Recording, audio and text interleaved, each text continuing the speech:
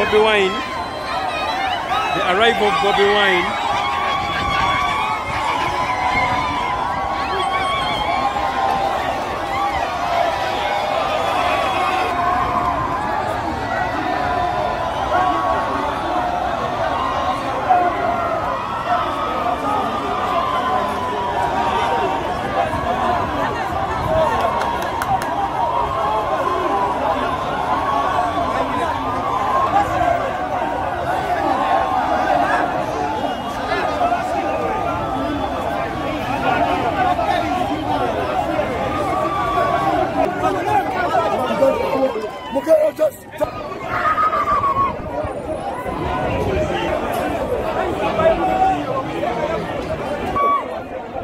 The arrival of Bobby Wine. Bobby Wine, Tuluwano, Atuse.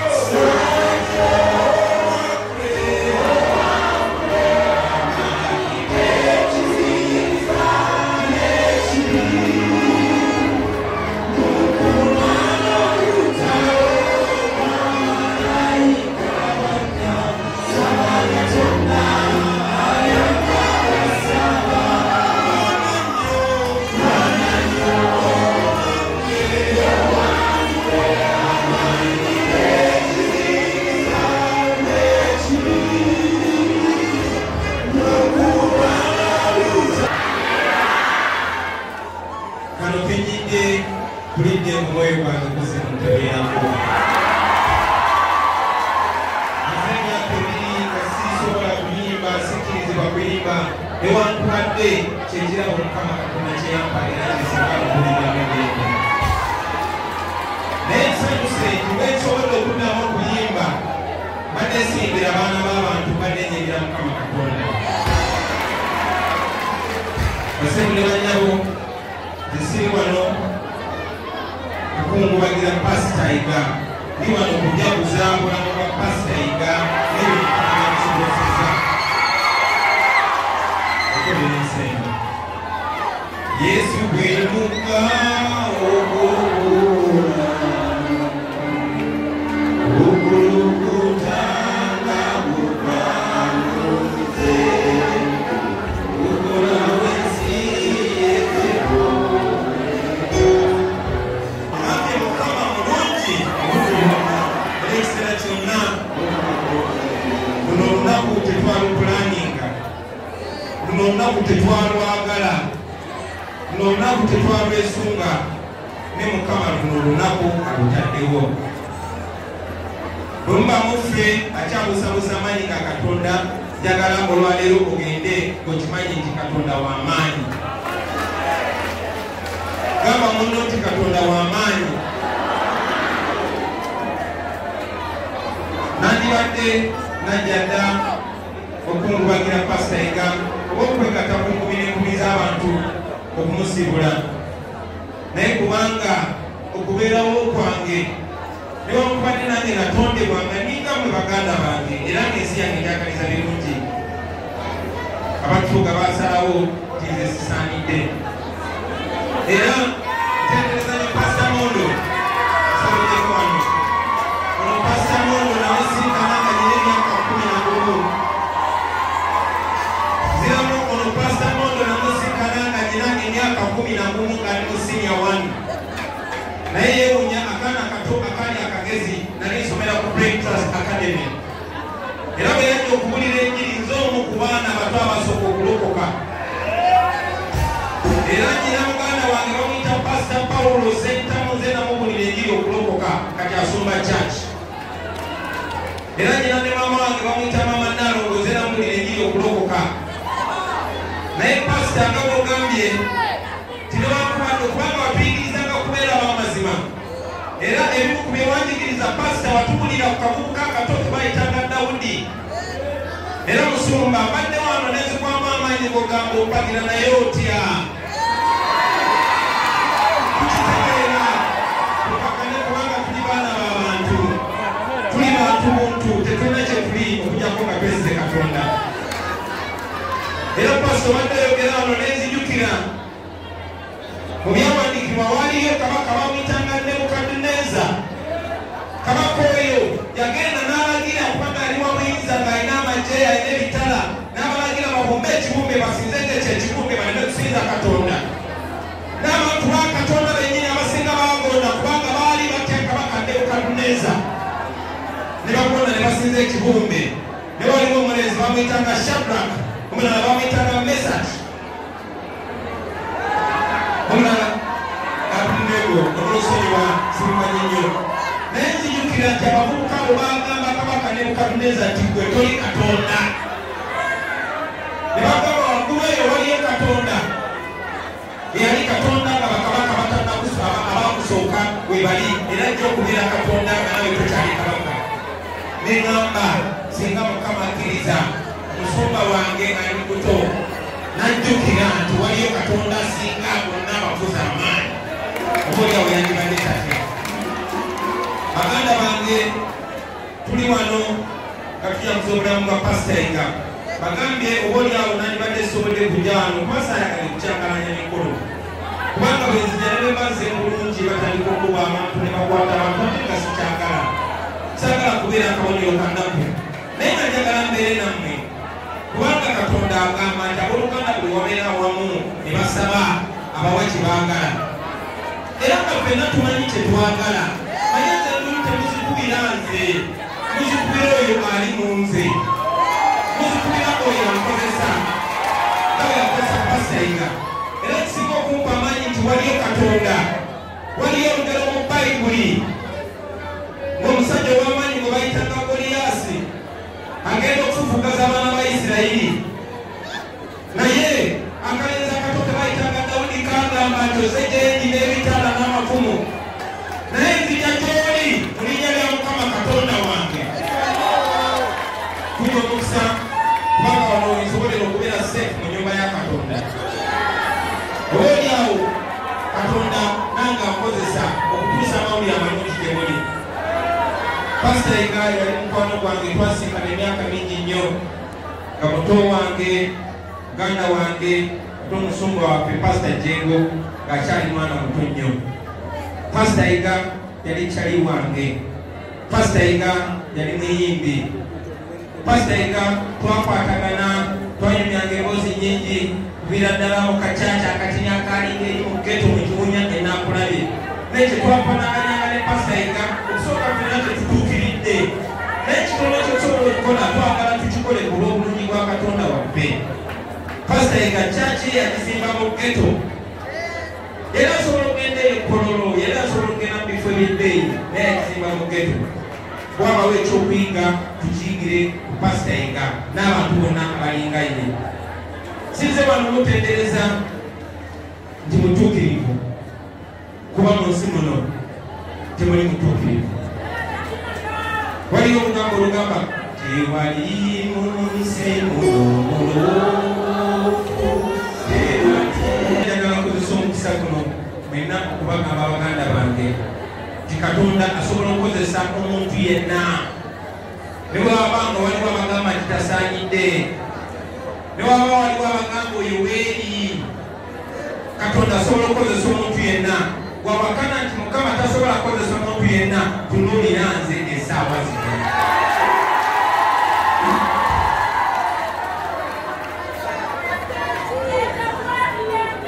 Nga bwe twabagambye kino olunaku gye twalusuubira n'obulawo Katonda yaluteekawo n'amusobozesa okwogerako nammwe. Santi kisobodde baganda bange,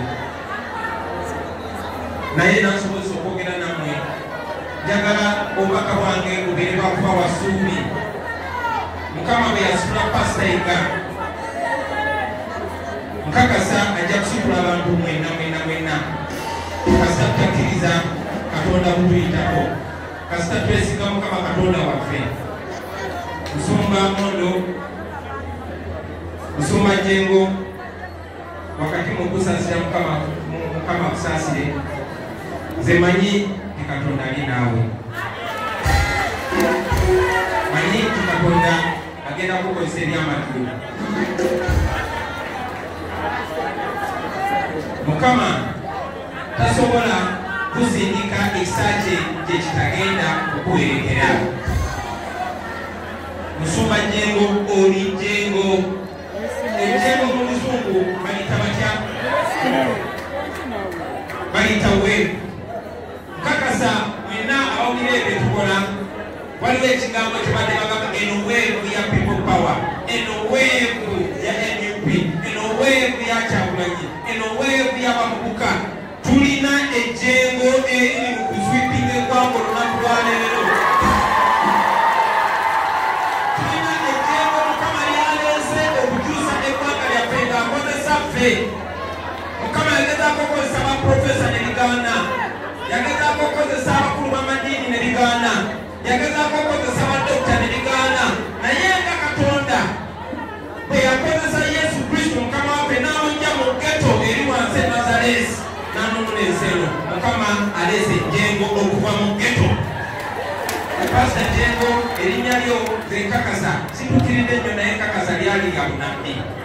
Olunaku lwa leero erinnya eryo lirina okugenda nga livuga mu mitima gyaffe nti waliwo ejengo, naye ejengo eryo lirimu gwe muganda wange. Mama wange yagamba nti God can only do for you what he can do through you. Ndi musanyufu nnyo nti ne mama waffe gwempenya ekitiibwa Honorable Betty Kamya naye ali mu maaso gaffe. Maama mwe abavubuka abali ku mulembe guno, abaana bammwe tuli wano olunaku lwa leero okutuukiriza ekisuubize.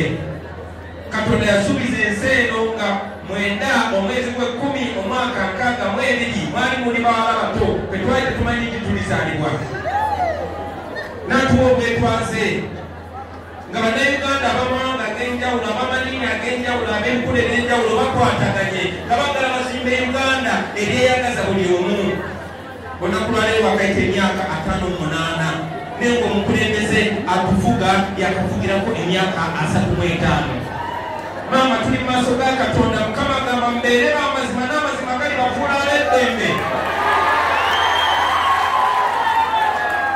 Amazima ago nsaba bafuule ab'eddembe bakadde baffe tubagala nnyo tubamanye ekitiibwa naye nsaba mukkirize nti naffe abaana bammwe ababazaalidde n'abazzukulu twagala okufuna omukisa okutereka ensi etweyagaliramu maama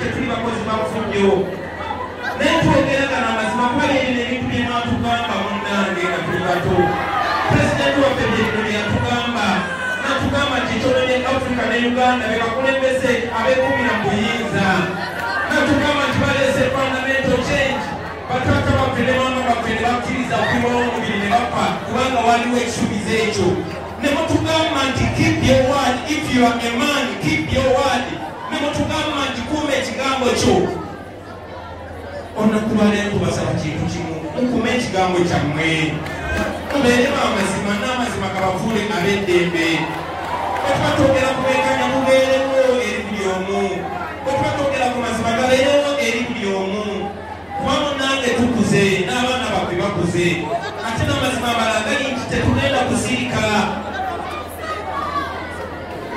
buli weberange enjala ekuluma ng'omugati gukuli mu maaso ate ng'omanyi kugwo ojja kugumiikiriza naye okugumiikiriza bulinawe kutuuka titwagala ntalo fena tumanyi entalo gyezikuzikola ensi naye tumanyi nti entalo zaleetebwa abo abakulembeze abakola ebyo ebya Nebukadduneeza.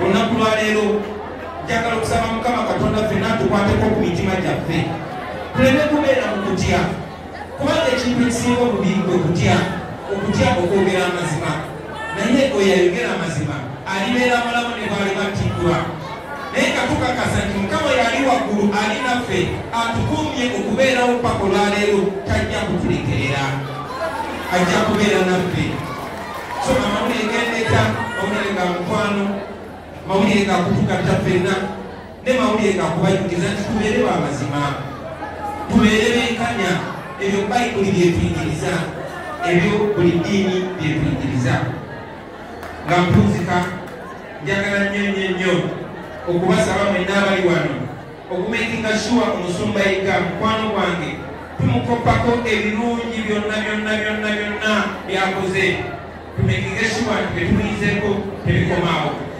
ebyamusobako tusabe Mukama Katonda waffe amulamuza ekisa kuba Katonda alamuza kisa. Muganda wange Honorable Kawalya nikwe sipiika wa KCCA Katonda atuwa obulamu bumu okuyita mu nsi eno naye atukozesa n'abo abaliddawo nga ffe tuvuddewo batujjukirireko naddala ebirungi bye twatukoze. Olunaku lwaleero zijjukira nti mwatuma oluguudo Haji Nasante Bese Bagala yali musajja wa geetu ekyansanyusa nnyo kubanga kijja kuba n'abaana ba geetu abaddako mu maaso okwekiririza n'okola ebirungi nga bamanyi bajja kujjukirwa. Njagala okusaba mukole ekisoboka tulinamu enguudo nyingi nnyo muno tulinamu ebijjukizo bingi nnyo muno njagala lw'eggwanga lyaffe kulwa DUP lw'abantu ba geeto ne ku lw'abavubuka Pastor Yiga waakiri abeere n'oluguudo oba n'ekijjukizo ekyomutuukibwa oli sipiika wa KCCA kino kikugambe nga pulezidenti owa NUP ate nga pulezidenti njagala abantu bano bakulire njagala bakulire nga weeyama. Mr. President, kunyagako kiba kibi okubanga oyogereddeddukira naye njagala okukakasa abakungubazi bakuwagera nti mwezi 2 okuva olwaleero kugenda kuba resolution tuwa oluguudo kwa Uganda.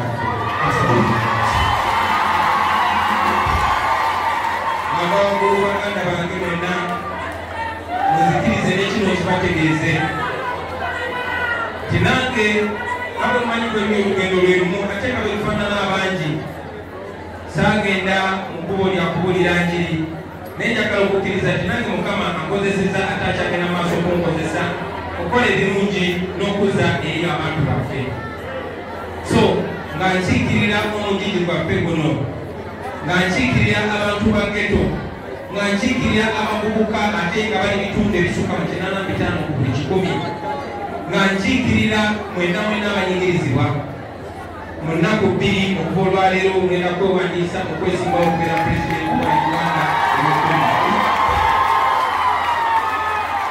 njagala okubakuba mulina okutambuza enjiri eyo nga mugitambuza mirembe nga mugitambuza mu bwesimbu nga mugitambuza mazima ng'abantu mubamulira ebituufu nga mumagula amaaso abasobola okutuwerekerako bayita mutuwerekereko twambala langi ey'emyufu eraga nti ffenna gobere mukyoli gobere muganda gobere munyagole omusaayi gwaffe gwe gumu ate ng'ekitukatta gwe musaayi era kye tusinza okutendereza ku Mukama waffe Yesu Kristo gwe musaayi gwe gwe yayiwa ku lwaffe aboonoonyi kale nno bayita mwena muneegatteko twewandiise ate temukomaawo mutambuze enjiri eyo bannange omulundi ogusoose mu byafaayo byaffe tusobole okufuna omukulembeze nga ffe tumwerondedde ng'abantu omulundi ogusoose mu byafaayo tusobole okutuusa obukulembeze bwa Uganda nga tewali okuyiwa musaayi omulundi ogusoose olabe pulezidenti omuvubuka owa generation yammwe olabe pulezidenti atya Katonda olabe pulezidenti agenda okubeera omukozi wammwe sikoosi wammwe naye okusingira ddala njagala mulabe pulezidenti ayinyirira ku kigambo kye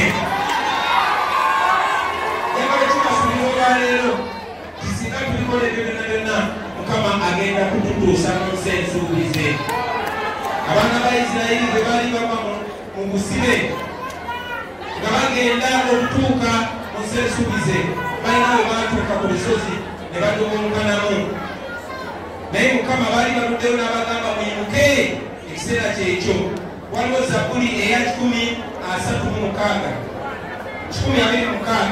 alina Bayibuli njagala ogisomereko batugireko ffenna abetubaano egamba Mukama bwe yazza nate obusibe bwa Sayuuni ne tufaananako ng'abaloota akamwa kaffe ne kajjula enseko n'olulimi lwaffe ne lutandika okuyimba awo